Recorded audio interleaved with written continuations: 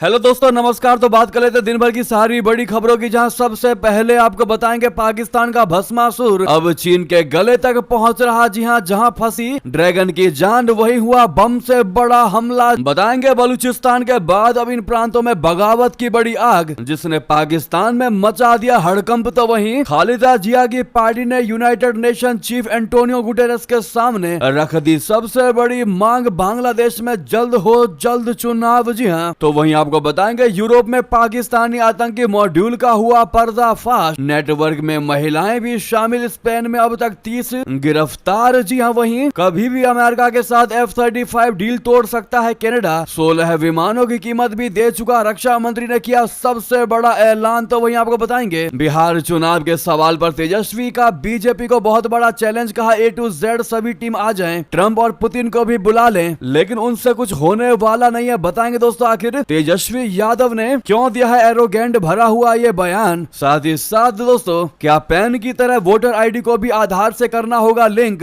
अब चुनाव आयोग ने उठाया ये बड़ा कदम। एक से एक बड़ी खबर आपको विस्तार से बताने वाले हैं, बस आप वीडियो के लास्ट तक बने रहेगा। और खबरों में आगे बढ़ने से पहले देश भारत का निरंतर समर्थन कर दें तो इस वीडियो को लाइक करके, चैनल को सब्सक्राइब करके, बेल आइकन दबा के कमेंट में जय हिंद अवश्य कह दीजिएगा। बात कर लेते हैं पहली और सबसे बड़ी खबर की, जहां पाकिस्तान का भस्मासुर अब चीन के गले तक पहुंच रहा। जहां फंसी ड्रैगन की जान वहीं हुआ बम से बड़ा हमला। जी हां, शनिवार की सुबह है दक्षिणी बलूचिस्तान के तुर्बत में डी बलूच के पास चीन पाकिस्तान आर्थिक गलियारे यानी CPEC मार्ग पर पाकिस्तानी सेना के काफिले में एक वाहन को निशाना बनाकर एक शक्तिशाली बम विस्फोट किया गया। रिपोर्टों के मुताबिक इस हमले में सुरक्षा बलों को नुकसान पहुंचा है। माना यह जा रहा है कि यह आतंकवादी हमला पाकिस्तान को कमर तोड़ने के लिए था, क्योंकि CPEC पाकिस्तान के लिए काफी महत्वपूर्ण है। इस गलियारे के भरोसे ही चाइना और पाकिस्तान के बीच तमाम आर्थिक गतिविधि होती है। हालांकि दोस्तों, अधिकारियों ने अभी तक इस हमले के बारे में ज्यादा जानकारी नहीं दी है। बलूचिस्तान पोस्ट की रिपोर्ट्स के मुताबिक ये 24 घंटे के भीतर बलूचिस्तान में पाकिस्तानी सेना पर दूसरा हमला है। एक दिन पहले हरनई में बम निरोधक दस्ते के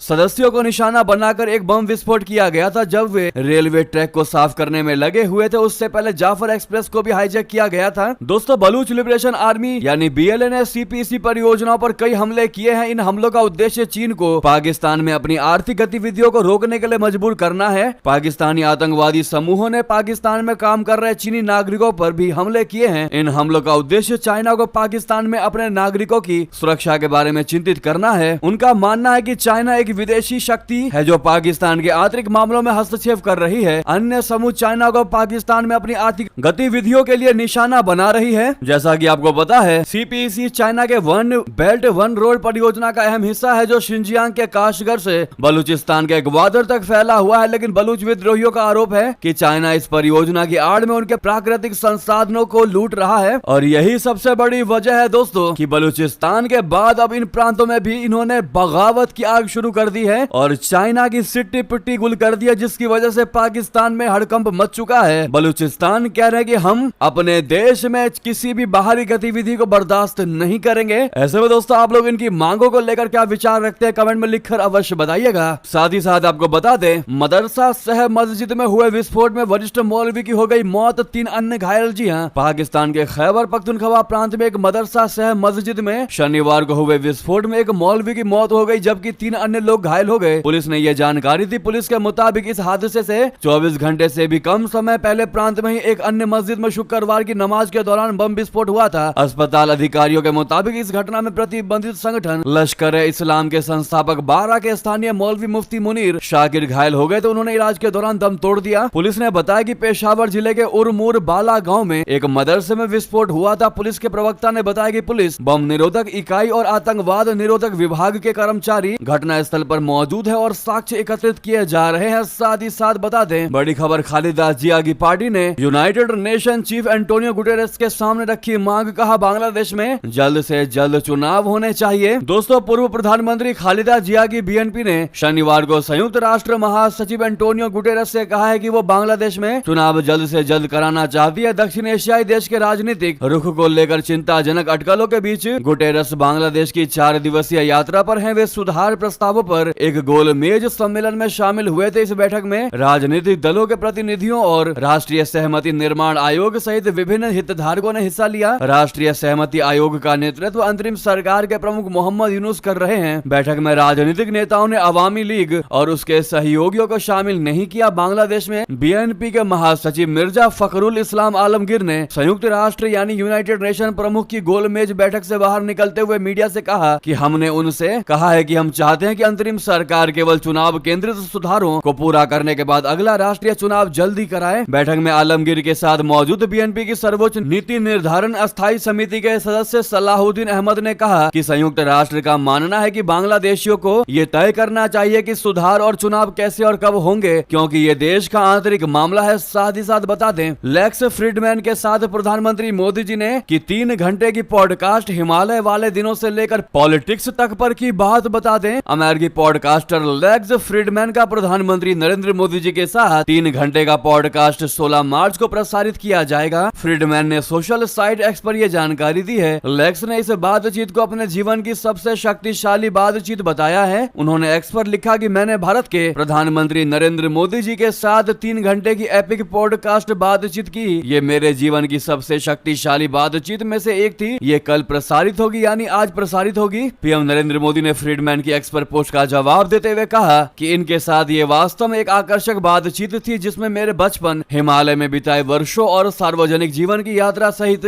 विविध विषयों को शामिल किया गया। अवश्य सुने और इस संवाद का हिस्सा बने। दोस्तों, आपको बता दें कि पॉडकास्टर जो है वो पिछले महीने ही प्रधानमंत्री मोदी जी का साक्षात्कार लेने के लिए भारत आए थे। अपनी यात्रा से पहले फ्रीडमैन ने भारत के इतिहास सहित कई विषयों पर घंटों पीएम मोदी के साथ बातचीत करने की अपनी खुशी और उत्सुकता व्यक्त की थी। उस समय फ्रीडमैन ने कहा था कि पीएम मोदी मेरे द्वारा अब तक पढ़े गए सबसे आकर्षक इंसानों में से एक हैं। ऐसे में दोस्तों, क्या आप इस पॉडकास्ट को पूरा सुनेंगे? कमेंट में लिखकर अवश्य बताइएगा हाँ या ना। अगली खबर की बात कर लेते हैं, जहां पर यूरोप में पाकिस्तानी आतंकी मॉड्यूल का पर्दाफाश, जिसमें इस नेटवर्क में महिलाएं भी शामिल। दोस्तों, स्पेन में अब तक 30 हुए हैं गिरफ्तार। दरअसल यूरोप में पाकिस्तानी आतंक मॉड्यूल का पर्दाफाश हुआ है। स्पेनिश पुलिस ने कैटेलोनिया पुलिस और इटली की पुलिस के साथ मिलकर एक बड़े आतंकवाद विरोधी अभियान को अंजाम दिया, जिसमें 11 पाकिस्तानी नागरिकों को गिरफ्तार किया गया। इनमें से 10 संदिग्धों को बार्सिलोना और उसके आसपास पकड़ा गया, जबकि एक को इटली में हिरासत में लिया गया। सभी गिरफ्तारियों का संबंध प्रतिबंधित आतंकवादी संगठन तहरीके तालिबान पाकिस्तान से जोड़ा जा रहा है, जिसे पाकिस्तानी तालिबान के नाम से भी जाना जाता है। जांच में खुलासा हुआ है कि ये समूह चरमपंथी विचारधारा फैलाने, हिंसक हमलों की योजना बनाने और यूरोप में संभावित लक्ष्यों की पहचान करने में संलिप्त था। दोस्तों, पाकिस्तान एक भी दिन ऐसा नहीं बकाया छोड़ता जिस दिन उसकी बेइज्जती ना हो। अगली खबर बता दे, अमेरिका के साथ F-35 डील तोड़ सकता है कनाडा। 16 विमानों की कीमत भी दे चुका है। रक्षा मंत्री ने किया है ये बड़ा ऐलान। दरअसल कनाडा की सरकार अमेरिका से F-35 लड़ाकू विमानों की खरीद डील को तोड़ सकती है। कनाडाई रक्षा मंत्री बिल ब्लेयर ने इसका संकेत दिया है। कनाडा ने अमेरिका को 88 F-35 जेट का ऑर्डर दिया था, लेकिन अब वो इसकी जगह दूसरे विकल्पों पर विचार कर रहा है। इस सौदे में आई खटास की सबसे अहम वजह अमेरिकी राष्ट्रपति डोनाल्ड ट्रंप की ओर से कनाडा पर लगाए गए टैरिफ और कनाडा को अमेरिका में मिलाने की धमकी देना है। इससे कनाडा में अमेरिका के लिए गुस्सा देखा जा रहा है। कनाडाई के नए प्रधानमंत्री मार्क कार्नी भी अमेरिका पर आक्रामक दिखाई दे रहे हैं। सीबीसी की रिपोर्ट्स के मुताबिक कनाडा की ओर से 88 में से 16 विमानों के लिए भुगतान भी किया जा चुका है। अमेरिका से कनाडा को इनकी डिलीवरी अगले साल शुरू होनी है। इस बीच शुक्रवार देर रात कनाडाई रक्षा मंत्री ब्लेयर ने कहा है कि वहां F-35 के अलावा विकल्प देख रहे हैं, जिनमें कनाडा में ही विमानों को असेंबल करने का मौका मिले। स्वीडिश कंपनी साब का ग्रिपेन विमान इसमें एक विकल्प हो सकता है। अगली खबर बता दें, म्यांमार में जुंटा सेना के हवाई हमले में 27 की मौत की बड़ी खबर। विद्रोहियों के नियंत्रण वाले गांव में बाजार पर बमबारी। दोस्तों, म्यांमार की जुंटा सेना के एक गांव में किए गए हवाई हमले में कम से कम 27 लोगों की मौत हो गई है। शुक्रवार दोपहर हुए इस हमले में 30 लोग घायल भी हुए हैं। विपक्षी समूहों ने कहा है कि हमले में मरने वाले सभी लोग आम नागरिक है। हमले का शिकार हुआ पैन हला नाम का गांव मांडले से 65 किलोमीटर दूर शिंगू टाउनशिप में है। यह गांव जुंटा विरोधी गुट MDY-PDF के नियंत्रण में है। MDY-PDF का कहना है कि जुंटा सेना ने भीड़ भाड़ वाले बाजार पर हमला किया, जिससे इतनी बड़ी संख्या में मौतें हुई हैं। साथ ही बता दें, अमेरिकी उपराष्ट्रपति ने पत्नी उषा वेंस को आखिर ऐसा क्या कह दिया कि भड़क गए लोग। वीडियो हुआ वायरल। दोस्तों, अमेरिका के उपराष्ट्रपति JD वेंस अपनी पत्नी उषा वेंस को लेकर दिए बयान पर घिर गए हैं। यूएस की सेकंड लेडी के बारे में उन्होंने कुछ ऐसा कह दिया जिसको सुनकर इंटरनेट यूजर्स भड़के हुए हैं। JD वेंस ने सोचा होगा कि ये हल्का फुल्का कमेंट कर रहे हैं, मगर उनकी यह गैर जिम्मेदाराना टिप्पणी भारी पड़ गई। यूएस के वाइस प्रेसिडेंट ने सेकंड लेडी के रूप में उनकी भूमिका की तारीफ करते हुए कहा, तो बात यह है कि कैमरे सब ऑन है, मैं जो भी कुछ कहूँ, चाहे कितना भी पागलपन भरा क्यों ना हो, उन्हें मुस्कुराना, हंसना और इससे सेलिब्रेट करना होगा। जेडी वेंस ने जैसे ही कहा वैसा ही उषा करती भी नजर आई दर्शकों की ओर से। अपनी प्रतिक्रिया में उन्होंने मुस्कुरा दी और हंसती भी देखी गई। ऐसे में कई लोगों को ये पसंद नहीं आया। लोगों ने कमेंट करके इस पर अपने गुस्से का इजहार किया। साथ ही साथ आपको बता दें, भारतीय मूल की पंजाबी महिला कमल खेड़ा आखिर कौन है जिन्हें बनाया गया है कनाडा का नया स्वास्थ्य मंत्री? बता दें, भारतीय मूल की कनाडाई नेता कमल खेड़ा को मार्ग कार्नी की नई कैबिनेट में जगह दी गई है। कमल खेड़ा को कनाडा का स्वास्थ्य मंत्री नियुक्त किया गया है। इंडियन एक्सप्रेस की रिपोर्ट्स के मुताबिक कमल खेड़ा एक रजिस्टर्ड नर्स हैं और लंबे समय से लिबरल राजनीतिज्ञ हैं। वो ब्रैम्पटन वेस्ट का प्रतिनिधित्व करती हैं। वो 2015 में पहली बार चुने जाने के बाद से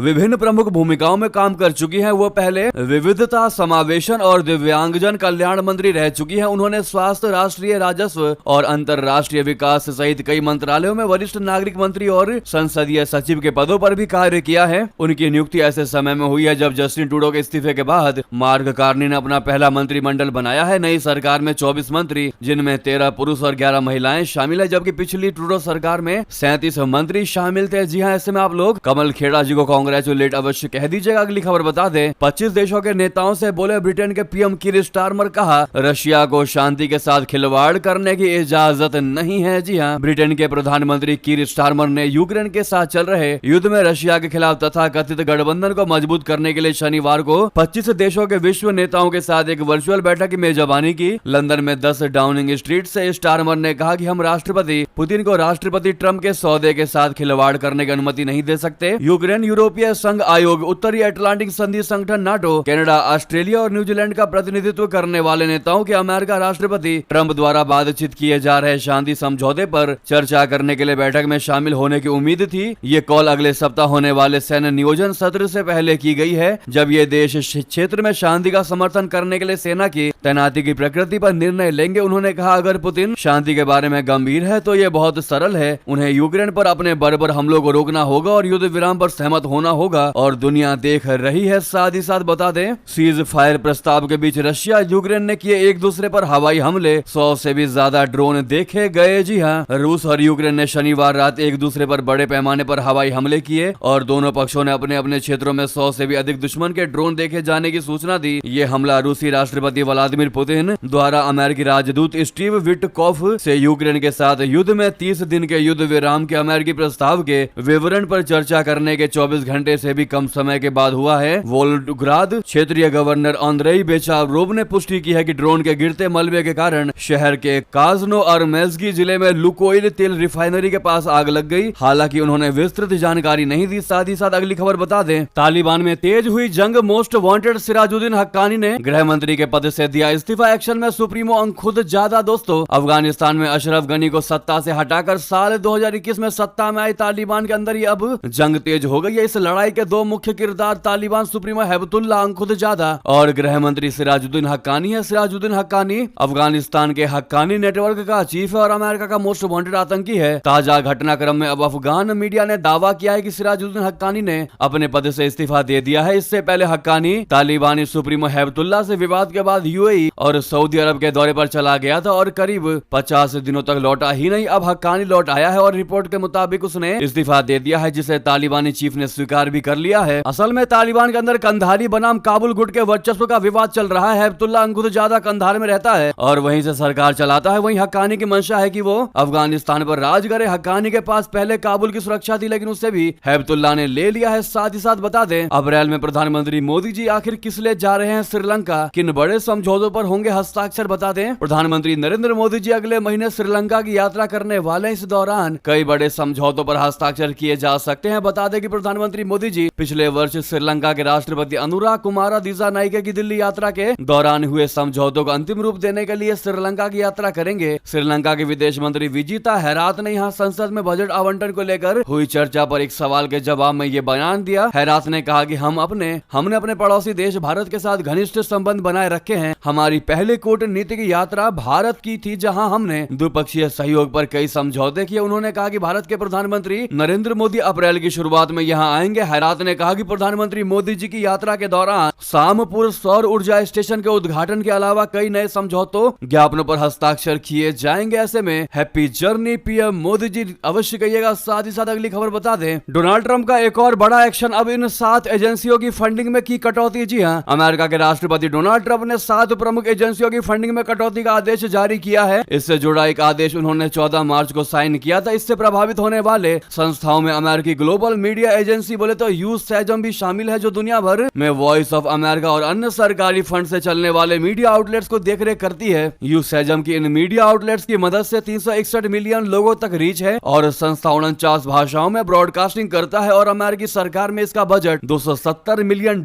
है। ट्रंप ने अपने एग्जीक्यूटिव ऑर्डर में लेबर डिस्प्यूट, होमलेसनेस यानी बेघर लोगों के लिए काम करने वाली संस्था और कम्युनिटी डेवलपमेंट जैसी संस्थाओं के हेड से संबंधित गतिविधियों पर रोक लगाने को कहा है। साथ ही साथ बता दें, हमास का 2 टूक कहा सीज फायर लागू होने पर ही इजरायली बंधकों को किया जाएगा रिहा। जी हां, गाजा में सीज फायर समझौते को लेकर विवाद चल रहा है। इस बीच हमास ने इजरायल और अमेरिका को साफ साफ कह दिया है कि वो संघर्ष विराम समझौते के दूसरे फेज के बाद ही किसी अमेरिकी इजरायली बंधक को रिहा करेगा। इसने कहा कि यह समझौता लागू होने पर ही 4 बंधकों के शव देगा और एक अमेरिकी इजरायली बंधक को रिहा करेगा। वहीं गाजा पट्टी में इजरायली हवाई हमलों में कम से कम 8 लोग मारे गए, जिनमें 2 स्थानीय पत्रकार भी शामिल है। फलस्तीनी चिकित्सकों ने यह जानकारी दी। हमास के एक सीनियर अधिकारी ने कहा कि युद्ध विराम के दूसरे चरण के लिए लंबे समय से विलंबित वार्ता रिहाई के दिन से शुरू होनी चाहिए और 50 दिन से अधिक नहीं चलनी चाहिए। साथ ही साथ बता दें, राहुल गांधी की बार बार वियतनाम यात्रा पर बीजेपी ने उठाए कड़े सवाल। कांग्रेसी नेता राहुल गांधी की वियतनाम यात्रा को लेकर एक बार फिर देश का सियासी पारा चढ़ा हुआ है। बीजेपी ने शनिवार को दावा किया कि लोकसभा में नेता प्रतिपक्ष राहुल गांधी अपने संसदीय क्षेत्र की तुलना में वियतनाम में अधिक समय बिता रहे हैं। बीजेपी ने कहा कि राहुल गांधी को दक्षिण पूर्वी एशियाई इस देश के प्रति असाधारण लगाव के बारे में स्पष्टीकरण देना चाहिए। बीजेपी नेता और पूर्व केंद्रीय मंत्री रविशंकर प्रसाद ने एक प्रेस कॉन्फ्रेंस में कहा कि राहुल गांधी कहां है, मैंने सुना है कि वो वियतनाम गए हैं। प्रसाद ने कहा है कि गांधी नए साल के दौरान भी दक्षिण पूर्वी एशियाई देश में थे और उन्होंने वहां करीब 22 दिन बिताए थे। बीजेपी नेता ने सवाल किया, वो अपने निर्वाचन क्षेत्र में ज्यादा दिन नहीं बिताते, अचानक वियतनाम के प्रति उनके इतने प्रेम का क्या कारण है। उन्होंने कहा कि गांधी नेता प्रतिपक्ष है और उन्हें भारत में उपलब्ध रहना चाहिए। प्रसाद ने कहा कि राहुल गांधी को वियतनाम के प्रति अपने असाधारण लगाव के बारे में बताना चाहिए। उस देश की उनकी बार बार यात्रा बहुत ही कौतूहल पैदा करता है। इस मुद्दे पर दोस्तों आपकी क्या है निजी राय, कमेंट में लिखकर अवश्य बताइएगा। साथ ही साथ बता दें, असम कांग्रेस के प्रवक्ता Ritam Singh social media post के लिए हुए गिरफ्तार। जी हां, कांग्रेस की असम इकाई के प्रवक्ता रीतम सिंह को शनिवार को उस सोशल मीडिया पोस्ट के लिए गिरफ्तार कर लिया गया जिसमें उन्होंने 2 वर्तमान विधायकों समेत भारतीय जनता पार्टी के 3 वरिष्ठ नेताओं के खिलाफ दर्ज मामलों की स्थिति के बारे में जानकारी मांगी थी। रीतम सिंह को गुवाहाटी पुलिस की सहायता से लखीमपुर जिला पुलिस की एक टीम ने गुवाहाटी स्थित उनके घर से गिरफ्तार किया। लखीमपुर के पुलिस अधीक्षक मिहिरजीत गायन ने बताया कि भाजपा विधायक मनाब डेका की पत्नी द्वारा 2 दिन पहले एक्स पर एक पोस्ट को लेकर की गई शिकायत के बाद सिंह को गिरफ्तार कर लिया गया। साथ ही साथ अगली खबर आपको बता दें, जहां बिहार चुनाव के सवाल पर तेजस्वी यादव का बीजेपी को बड़ा चैलेंज, कहा A to Z सभी टीम आ जाएं, ट्रंप और पुतिन को भी बुला लें। जी हां, बिहार में इसी साल के अंत में चुनाव है, इसको लेकर सियासत तेज है। इसी बीच आरजेडी नेता तेजस्वी यादव ने आज तक से खास बातचीत की। इस दौरान उन्होंने कहा कि बिहार की जनता ने मन बना लिया है कि वो नीतीश कुमार सरकार से मुक्ति पाना चाहती है। साथ ही कहा है कि चुनाव आयोग विपक्ष के सवालों पर गंभीर नहीं है। चुनाव आयोग ने लोकसभा चुनाव में जीती हुई सीटों को हरवा दिया। उन्होंने कहा कि हम नीतीश कुमार के साथ इसलिए आए थे क्योंकि वे हमारे 10 लाख नौकरियां देने के एजेंडे को पूरा करेंगे। तेजस्वी यादव ने कहा कि बिहार में बीजेपी का कोई चेहरा नहीं है, बिहार समाजवादियों का प्रदेश है। हमने बड़े बड़े आंदोलन यहाँ देखे हैं, हम देश को जोड़ना चाहते हैं। हम महात्मा गांधी के विचारों पर चलने वाले लोग हैं, लेकिन बीजेपी के पास हिंदू मुस्लिम मंदिर मस्जिद के अलावा कोई एजेंडा नहीं है। उन्होंने कहा कि नीतीश कुमार बैगेज हैं, उन्हें कभी हमने ढोया, कभी बीजेपी ने ढोया, उन्हें अब कोई भी सीएम के पद पर देखना नहीं चाहता। बिहार विधानसभा चुनाव के सवाल पर आरजेडी नेता तेजस्वी यादव ने कहा कि बीजेपी की A team, B team, C team, D team, E team, F team, A to Z सभी टीम आ जाए, चाहे तो ट्रंप और पुतिन को भी बुला लें, कुछ होने वाला नहीं है। उन्होंने कहा कि जनता मालिक है, हम जो भी हैं जनता की वजह से है। मुझे अपनी जनता पर पूरा भरोसा है कि इस बार महागठबंधन की सरकार बनेगी। उन्होंने कहा कि जो जनता में रहेगा जनता उससे चुनेगी, मुझे खुद पर भरोसा है, हम जो कहते हैं वो करते हैं। वाकई में दोस्तों तेजस्वी यादव इतनी बड़ी बड़ी बातें कहते नजर आए हैं। एक कहावत है, करनी धरनी कुछ नहीं, बातें लंबी लंबी। चुनाव अगर ना हो बिहार में तो आरजेडी पार्टी के सारे नेता दिखने भी बंद हो जाते हैं और चुनाव आते ही सारे नजर आने लगते हैं और लंबी लंबी बयानबाजी करने लगते हैं, जिसका उदाहरण हमने अभी आपको बताया तेजस्वी यादव को लेकर। इस पर आपकी राय तो दोस्तों बनती है और आपके हिसाब से कौन होगा